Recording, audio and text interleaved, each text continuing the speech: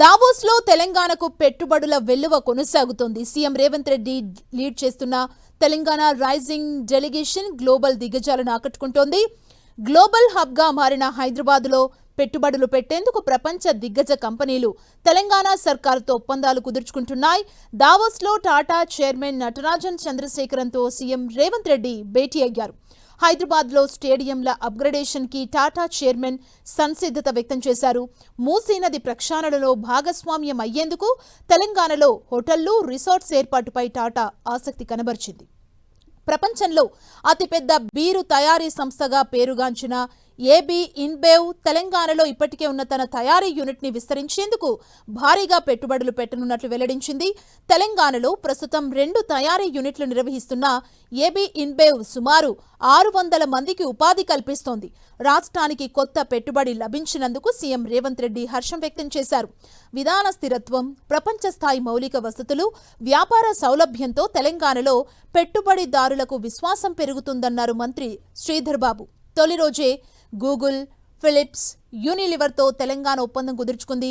ప్రపంచ దిగ్గజ కంపెనీలుగా ఉన్న గూగుల్ తెలంగాణలో అగ్రికల్చర్, క్లైమేట్ చేంజ్ సమస్యలపై భాగస్వామ్యం అయ్యేందుకు ఆసక్తి చూపింది. ఫ్యూచర్ సిటీ వేదికగా ఏఐ, టెక్ ఇన్నోవేషన్లో భారీగా పెట్టుబడులు పెట్టేందుకు ముందుకొచ్చింది.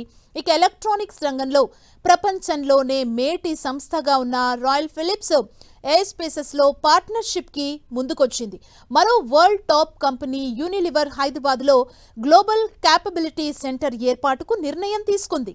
ఫ్యూచర్ సిటీ అభివృద్ధిలో భాగస్వామ్యం అయ్యేందుకు భారీ పెట్టుబడులతో సౌదీ అరేబియా ముందుకొచ్చింది. మరోవైపు క్లీన్ ఎనర్జీ, రెన్యూవబుల్ సెక్టార్లో ఏకంగా 6,000 కోట్ల పెట్టుబడులు పెట్టేందుకు స్లోవేకియాకు చెందిన సంస్థ ఒప్పందం కుదుర్చుకుంది. కాలిఫోర్నియాకు చెందిన బ్లైస్ కంపెనీ హైదరాబాద్లో రీసెర్చ్ అండ్ డెవలప్మెంట్ సెంటర్ విస్తరణకు ఒప్పందం కుదుర్చుకుంది. ఈ సంస్థ data centre, artificial computing, AI hardware, full stock software అభివృద్ధి చేస్తోంది. ఇక ప్రపంచంలోనే తొలి beauty tech global capability centre హైదరాబాద్లో ఏర్పాటు కానుంది.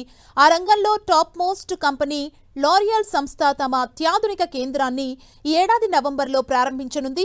రేవంత్ బృందం లారియల్ సీఈఓ నికోలస్ హియోరిమన్స్తో దీనికి సంబంధించి ఒప్పందం కుదుర్చుకుంది. మ్యానుఫ్యాక్చరింగ్ యూనిట్ ఏర్పాటుకు తెలంగాణలో ఉన్న అవకాశాలను పరిశీలించాలని సీఎం కోరగా లారియల్ సానుకూలంగా స్పందించింది.